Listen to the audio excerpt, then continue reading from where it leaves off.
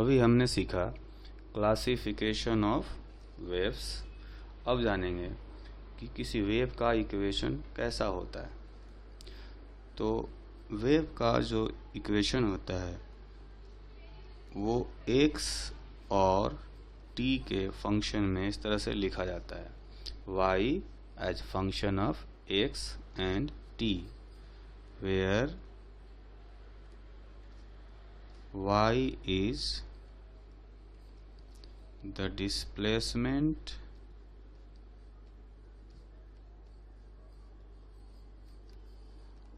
of a particle from its mean position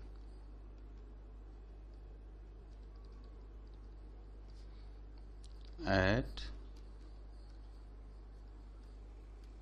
time t। तो ये तो हमें पता चला कि इसमें y क्या है, पार्टिकल का डिस्प्लेसमेंट है एट टाइम t पर, लेकिन x क्या है तो हमें जानना है x के बारे में। And x is the location of mean position of particle, or we can say that it is identity of particle। ठीक है, तो इसको समझने के लिए हम लोग एक डायग्राम बनाते हैं, है ना। तो इस डायग्राम में हम दिखाएंगे कि एक स्ट्रिंग है ना, ये स्ट्रिंग हो गया, और इस स्ट्रिंग के ऊपर कई सारे पल्सेस ट्रैवल कर रहे हैं, या कह सकते हैं कि जो वेव है वो ट्रैवल कर रहा है ऐसे।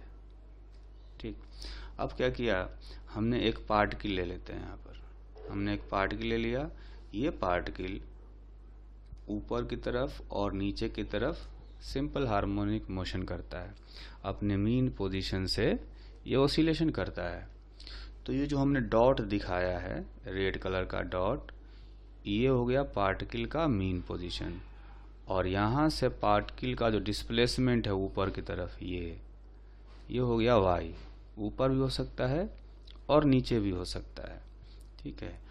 और x क्या है कि जो ओरिजिन है, ओरिजिन अपना समझ लेते हैं, ये है ओरिजिन से मीन पोजीशन का जो डिस्टेंस है वो है x। तो सिंपल हार्मोनिक मोशन का भी हम लोग इक्वेशन लिखते थे। सिंपल हार्मोनिक मोशन का इक्वेशन हम लोग लिखते थे y is equal to a sine omega t plus phi. और ये जो इक्वेशन होता था ये भी क्या बताता था, पार्टिकल का डिस्प्लेसमेंट बताता था टाइम t पर, है ना। और ये भी हम कर रहे हैं वेव का इक्वेशन में भी कि y बताता है पार्टिकल का पोजीशन टाइम t पर। तो फिर यहाँ पर x क्या है, तो x जो है एक्चुअली में SHM में सिर्फ एक ही पार्टिकल होता था जो कि SHM करता था। वेव में इस स्ट्रिंग के ऊपर हजारों पार्टिकल हैं जो कि सिंपल हार्मोनिक मोशन कर रहे होंगे, है ना। तो ये जो इक्वेशन था SHM का वो सिर्फ एक पार्टिकल के लिए लिखा गया था, और जो वेव का इक्वेशन है ये हजारों पार्टिकल के लिए लिखा गया, हर पार्टिकल के लिए लिखा गया है जो कि इस स्ट्रिंग के ऊपर होगा। तो हम क्या करेंगे, इसमें अगर इस इक्वेशन को किसी पर्टिकुलर पार्टिकल के लिए पर्सनलाइज्ड करना हो तो क्या करेंगे, उस पार्टिकल की आइडेंटिटी इसमें रखेंगे x के जगह पर। तो उस पार्टिकल की आइडेंटिटी क्या हो गई, उस पार्टिकल का जो लोकेशन है, ओरिजिन से उसका जो डिस्टेंस है मीन पोजीशन का x, ये उस पार्टिकल की आइडेंटिटी है ना। तो इस x के जगह पर उस पार्टिकल की आइडेंटिटी यानी उसका पोजीशन, लोकेशन रख देंगे। तो ये उस पार्टिकल का SHM का एक्सप्रेशन बन जाएगा। ठीक है, तो कुल मिलाकर के हमने ये समझा कि जो इक्वेशन है, इक्वेशन ऑफ वेव रिप्रेजेंट्स और gives the displacement of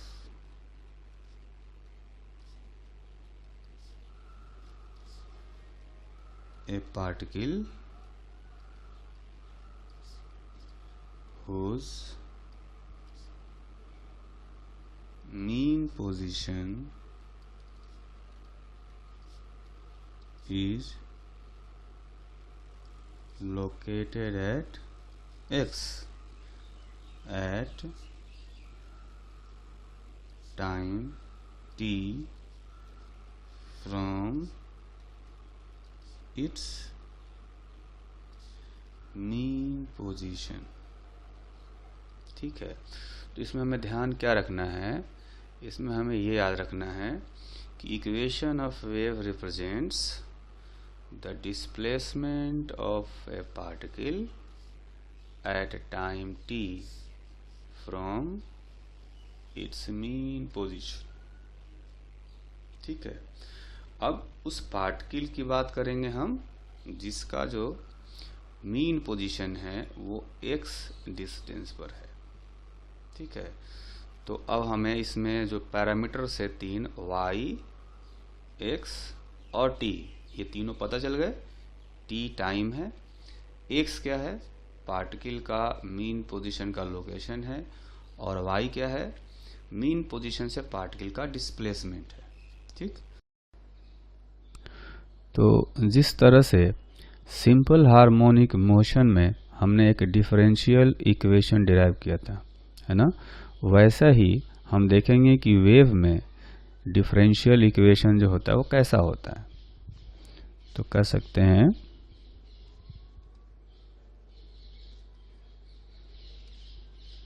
differential form of wave equation। तो ये जो एक डिफरेंशियल फॉर्म होता है कुछ वैसा होता है, क्योंकि हमने कहा कि जो y है वो x डिपेंडेंट भी होता है और टाइम डिपेंडेंट भी होता है। तो जब भी y को डिफरेंशिएट करना हो तो पार्शियली डिफरेंशिएट करेंगे। तो इसको क्या करेंगे हम लोग, इसको पार्शियली जो है y को दो बार टाइम के रेस्पेक्ट में डिफरेंशिएट करते हैं, है ना, del 2y by del t2। ठीक, उसी तरह से फिर इसको हम लोग डिफरेंशिएट करेंगे x के रेस्पेक्ट में पार्शियली, और वो भी डबल डिफरेंशिएशन हम लोग करेंगे। ठीक है, तो ये हमने क्या किया, टाइम के रेस्पेक्ट में दो बार डिफरेंशिएट किया, फिर x के रेस्पेक्ट में डिफरेंशिएट किया और उनका रेशियो निकाला। तो ये जो रेशियो है वो एक कांस्टेंट टर्म आता है ना। ये जो कांस्टेंट टर्म है वो एक्चुअली में स्पीड के स्क्वायर के इक्वल होता है।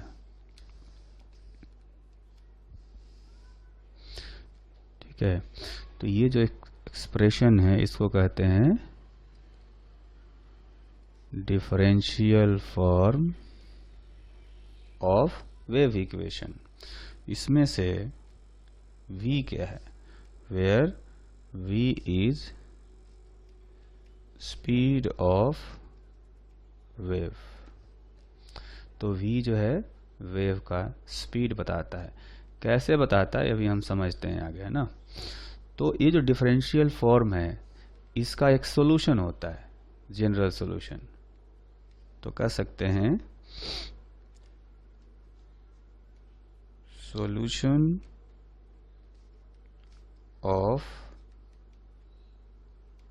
दिस डिफरेंशियल इक्वेशन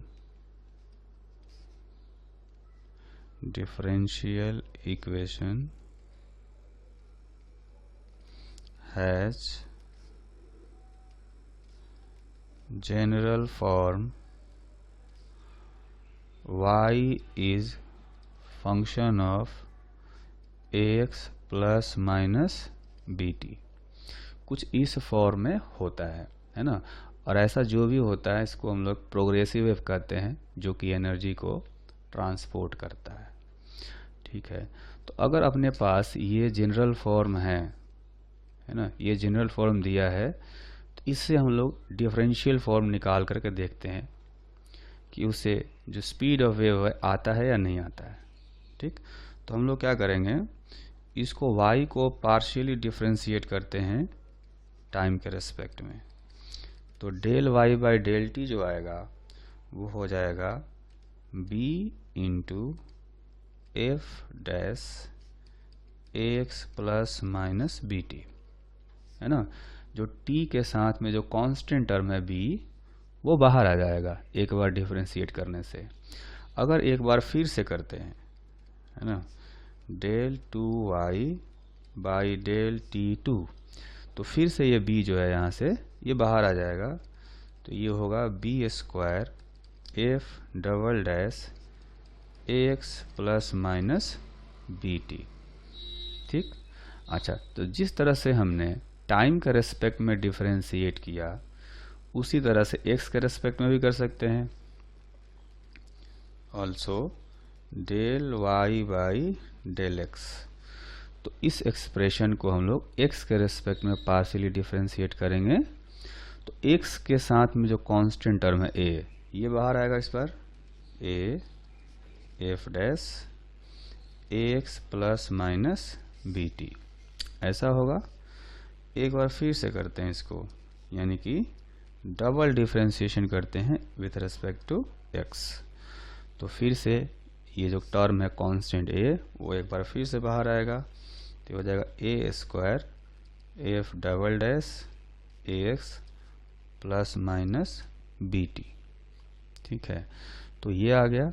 अब जो अपना डिफरेंशियल फॉर्म बताया गया था कि टाइम के रेस्पेक्ट में दो बार डिफरेंशिएट करेंगे, x के रेस्पेक्ट में दो बार डिफरेंशिएट करेंगे, फिर उनका रेशियो निकालेंगे, तो वो एक कांस्टेंट टर्म आना चाहिए।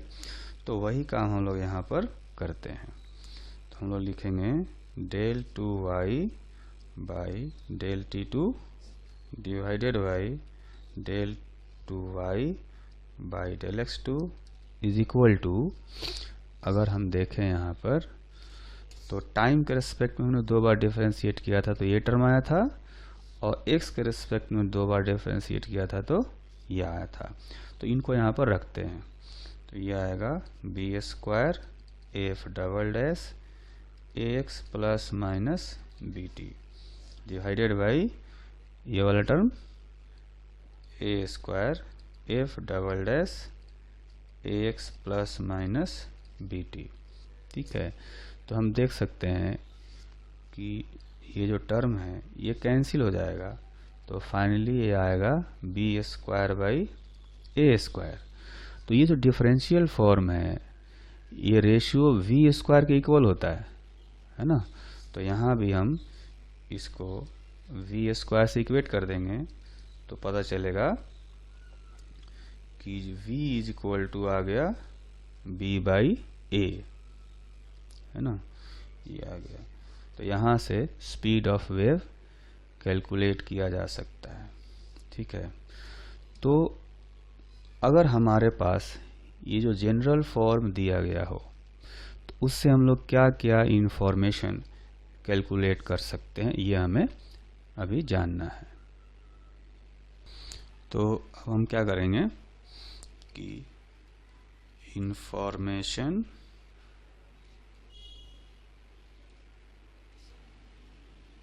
collected from general form y is function of ax plus minus bt, है ना, of wave equation। तो ये जो एक एक्सप्रेशन अगर हमें इसी फॉर्म में दिया हो तो इससे हम लोग क्या क्या इंफॉर्मेशन कलेक्ट कर सकते हैं, ये हमें जानना है। तो पहला इंफॉर्मेशन जो होगा वो है कि वेव स्पीड कैलकुलेट कर सकते हैं. We can find wave speed. Wave speed is equal to coefficient of t divided by coefficient of x. तो कोएफिशिएंट ऑफ t का मतलब है कि यहाँ पर एक कांस्टेंट टर्म है b, उसको t का कोएफिशिएंट कहेंगे. उसी तरह से x का कोएफिशिएंट जो है वो a हो जाएगा. तो कोएफिशिएंट ऑफ t हो गया b और कोएफिशिएंट ऑफ x हो गया a. ठीक है, तो यहाँ से हम लोग वेव स्पीड कैलकुलेट कर सकते हैं. तो ये फॉर्मूला जो है वो हमें याद रखना है. ठीक, उसके बाद जो दूसरा इंफॉर्मेशन है वो हम लोग पता कर सकते हैं कि when coefficients of x and t have identical sign, then wave moves along negative x direction. है ना. इसका मतलब हम ये समझ सकते हैं कि अगर अपने पास जो इक्वेशन दिया हुआ है f as function of x and t, ठीक है, तो अगर कोएफिशिएंट्स का मतलब हो गया b और a, तो b और a के सामने जो साइन है प्लस माइनस, अगर वो आइडेंटिकल होंगे, यहाँ प्लस हो तो यहाँ भी प्लस हो जाए, तो उस केस में वेव निगेटिव x डायरेक्शन में चल रहा होगा. अगर यहाँ निगेटिव हो तो यहाँ भी निगेटिव हो जाए तो भी वेव निगेटिव x डायरेक्शन में जाएगा. तो इस सेंटेंस का मतलब ये हुआ. ठीक. अच्छा, जो तीसरा इंफॉर्मेशन है, when coefficients of x and t have opposite sign, then wave moves along positive x direction. है ना. तो पॉजिटिव एक्स डायरेक्शन का मतलब ये हुआ कि अपने पास अगर वेव का जनरल फॉर्म दिया हो f ax plus minus B T, ठीक है, ये जनरल फॉर्म दिया है. तो कहा गया कि अगर कोएफिशिएंट्स यानी b और a के साइन अपोजिट नेचर के हों, जैसे अगर यहाँ प्लस है तो यहाँ माइनस है, इसका मतलब वेव पॉजिटिव एक्स डायरेक्शन में जाएगा. अगर यहाँ माइनस है तो यहाँ प्लस हो गया, उस केस में भी वेव पॉजिटिव एक्स डायरेक्शन में ट्रेवल करेगा. तो इस सेंटेंस का ये मतलब हो गया. ठीक. अच्छा, तो फोर्थ जो इन्फॉर्मेशन है वो हम पता कर सकते हैं कि इसमें जो पार्टिकल है वो सिंपल हार्मोनिक मोशन करता है, या कह लें कि पीरियडिक मोशन करता है. तो सिंपल हार्मोनिक मोशन में या पीरियडिक मोशन में पार्टिकल कभी बहुत इनफाइनाइट डिस्टेंस पर नहीं जा सकता, बहुत लार्ज डिस्टेंस पर नहीं जा सकता. इसलिए ये जो y टर्म है, ये y कभी भी इनफाइनाइट नहीं होना चाहिए. x और t के किसी भी कॉम्बिनेशन के लिए y का वैल्यू फाइनाइट होना चाहिए. तो फोर्थ इंफॉर्मेशन है कि y should be finite for any combination of x and t. है ना. इसका मतलब ये हुआ कि जो y है वो कभी इनफाइनाइट नहीं होना चाहिए। It means y should not be infinite for any combination of x and t। ठीक है, तो ये चार इंफॉर्मेशन हम लोग कैलकुलेट कर सकते हैं इस जनरल फॉर्म से। तो हमने यहाँ पर जो लास्ट के दो तीन इंफॉर्मेशन हम के बारे में हमने सीखा है ना, जैसे पॉइंट बी और पॉइंट सी है ना। पॉइंट बी ये था कि अगर x और t के कोएफिशिएंट्स के साइन आइडेंटिकल होंगे तो वेव निगेटिव एक्स डायरेक्शन में चलेगा, है ना। और पॉइंट सी था कि अगर x और t के कोएफिशिएंट्स के साइन अपोजिट होंगे तो वेव पॉजिटिव डायरेक्शन में चलेगा, है ना। तो ये हमने अभी इंफॉर्मेशन तो पता कर लिया, लेकिन ऐसा क्यों होता है इसका रीज़न हम आगे अभी समझेंगे, है ना। उससे पहले हम लोग एक दो एग्जाम्पल्स करेंगे। तो फर्स्ट एग्जाम्पल है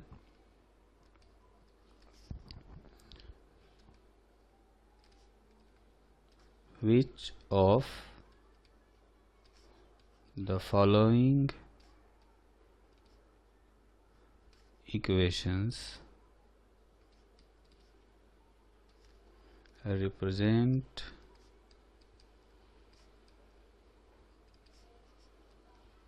a wave? Options are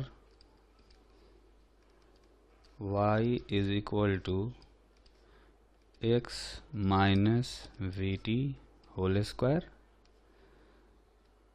Option B is y is equal to log x plus vt. Option C is y is equal to x square plus v square t square का रूट। Option d is y is equal to e power minus ax plus vt and option E is y is equal to 8 divided by x plus vt। तो हमें ये 5 options दिए गए हैं, इसमें से हमें सेलेक्ट करना है कि कौन सा ऑप्शन जो है वो एक वेव को रिप्रेजेंट करता है। ठीक है, इसमें हम लोग ऐसा कर सकते हैं कि ये जो ऑप्शन है डी, इसमें थोड़ा चेंज करते हैं, इसको हम लिख देते हैं ऐसे। ठीक है, अब हम लोग जो है इसका सॉल्यूशन देखते हैं। ठीक, तो जैसा कि हमें बताया गया था कि वेव का जनरल फॉर्म होता है y is function of ax plus minus vt। ठीक, तो इस फॉर्म को इसमें से जो है 4 ऑप्शन सेटिस्फाई कर रहे हैं ना। एक ऑप्शन जो है सी वाला, ये सेटिस्फाई नहीं कर रहा है इस फॉर्म को, तो सी वाला तो कैंसिल हो गया। इसके अलावा बाकी जो 4 हैं वो सेटिस्फाई करते हैं, वो सारे इस फॉर्म में हैं। ठीक, अब जो है बाकी हमें चेक करना है कि जैसा कि लास्ट पॉइंट हमने सीखा था कि y should be finite for any combination of x and t। ठीक है, तो इसमें पहला ऑप्शन देखें तो पहला ऑप्शन में x और t के हर वैल्यू के लिए ये जो है वो फाइनाइट नहीं रह सकता है। ऐसे x के वैल्यू खोजे जा सकते हैं जब ये इनफाइनाइट हो जाएगा, है ना। अगर x का वैल्यू हम इनफाइनाइट ही रख दें तो y अपने आप इनफाइनाइट हो जाएगा। तो ये जो ऑप्शन ये है ये भी अपना कैंसिल हो गया। ठीक। जो ऑप्शन बी है इसमें अगर किसी तरह से ये तो इनफाइनाइट भी हो सकता है और अनडिफाइंड भी हो सकता है। अगर x और t का जो वैल्यू है वो ज़ीरो हो जाए तो ये अनडिफाइंड भी हो जाएगा। log ज़ीरो जो है वो डिफाइंड नहीं है और ये इनफाइनाइट भी हो सकता है। तो उस तरीके से अगर देखा जाए तो ये ऑप्शन भी कैंसिल हो गया। इसी तरह से जो ऑप्शन ई है इसमें भी x और vt अगर किसी तरह से ज़ीरो हो जाए, और ये ज़ीरो हो सकता है ना, तो अगर ये ज़ीरो हो गया तो y इनफाइनाइट हो जाएगा। उस केस में ये ऑप्शन ई भी कैंसिल हो गया। तो अपने पास एक ऑप्शन बचता है डी। अब इसको हम लोग चेक करेंगे तो y जो है इसको लिखा जा सकता है 1/e⁻ax plus vt whole square. ठीक है। तो अब इसमें क्या हो सकता है कि अगर किसी तरीके से ax प्लस vt जो है अगर इसको हम लोग ज़ीरो करेंगे तो y का वैल्यू आएगा 1, है ना। अगर इसका वैल्यू किसी तरह से इसका मिनिमम वैल्यू हो सकता है 0, तो उस तरह से y का जो मैक्सिमम वैल्यू है 1/e⁻0 यानी कि 1 हो जाएगा। और y मिनिमम रखेंगे, मिनिमम निकालना हो तो क्या करेंगे, इसका वैल्यू हम लोग इनफाइनाइट कर सकते हैं। अगर ये इनफाइनाइट हो गया तो y का जो वैल्यू है वो 0 हो जाएगा। तो y का वैल्यू हम देख सकते हैं कि 0 से 1 तक वेरी कर रहा है। इसका मतलब y का जो वैल्यू है वो फाइनाइट है। तो ये जो ऑप्शन है डी ये सेटिस्फाई करता है, सारे जो कंडीशंस थे अपने उसको सेटिस्फाई करता है। ये जनरल फॉर्म में भी है और y का वैल्यू फाइनाइट भी है और हर जगह ये डिफाइंड भी है। तो कह सकते हैं कि ऑप्शन डी जो है वो सिर्फ वेव को रिप्रेजेंट करता है। So y is equal to e⁻ax plus vt whole square represents a wave. तो ये एक एग्जांपल हो गया। अब नेक्स्ट एग्जांपल करेंगे। तो नेक्स्ट एग्जांपल कर रहे हैं हम लोग, ये है y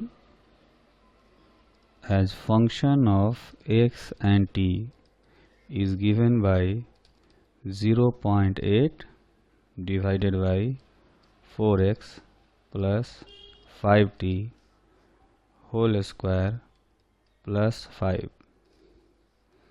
represents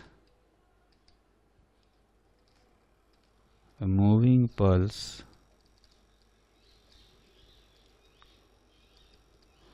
then choose correct options, है ना। तो अपने ऑप्शंस जो हैं वो हैं pulse is moving in positive x direction. The second option is in 2 seconds it will travel 2.5 meter distance. Option C is its maximum displacement is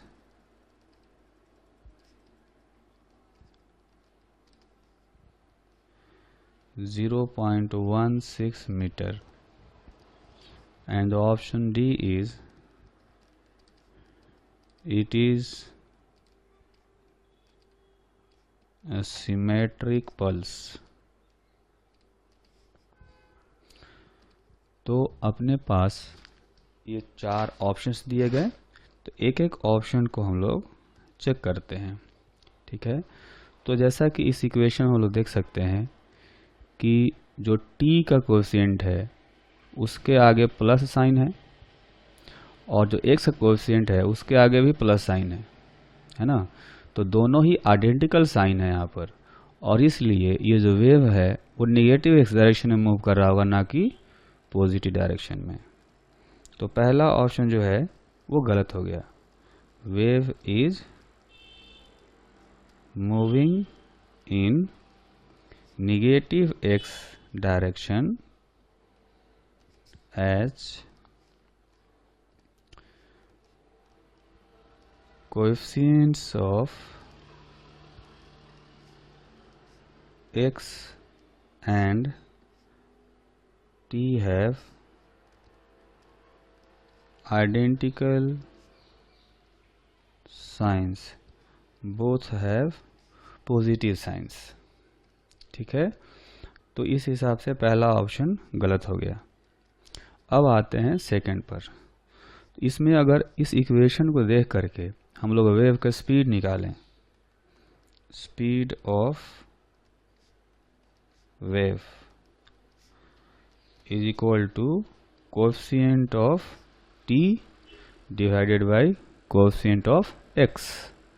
तो यहाँ से देखेंगे कि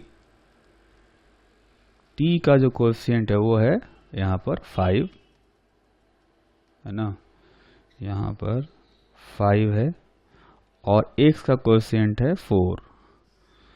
तो ऊपर रखेंगे 5 और नीचे रखेंगे 4, तो यह आ गया 1.25 metre per second. So pulse will travel distance s is equal to vt। v का वैल्यू आया 1.25 इंटू टाइम ले लेते हैं 2 सेकेंड, जैसा कि ऑप्शन में हमसे पूछा गया है 2 second, is equal to 2.5 metre. ठीक है, तो 2 सेकेंड में ये 2.5 मीटर ट्रेवल करेगा। तो यानी कि जो ऑप्शन बी है ये सही है। ठीक, अब आते हैं ऑप्शन सी में। कहा गया कि its maximum displacement is 0.1 second है ना। तो हमें क्या करना है, y का मैक्सिमम वैल्यू पता करना है। तो y का जो एक्सप्रेशन दिया गया है 0.8 divided by 4x plus 5t whole square plus 5। ठीक है, तो y को मैक्सिमम करने के लिए हमें ये जो वेरिएबल पार्ट है डिनोमिनेटर में, इसको हमें मिनिमम करना पड़ेगा है ना। और इसका मिनिमम वैल्यू जो है वो 0 हो सकता है, क्योंकि यहाँ पर स्क्वायर है तो ये कभी नेगेटिव हो नहीं सकता है। तो इसका मिनिमम वैल्यू हो सकता है 0, और उस केस में ये हो जाएगा 0.8 डिवाइडेड बाई 5 मीन्स 0.16 मीटर। तो इस हिसाब से अगर देखें तो ऑप्शन सी भी सही है कि मैक्सिमम डिस्प्लेसमेंट 0.16 मीटर आया।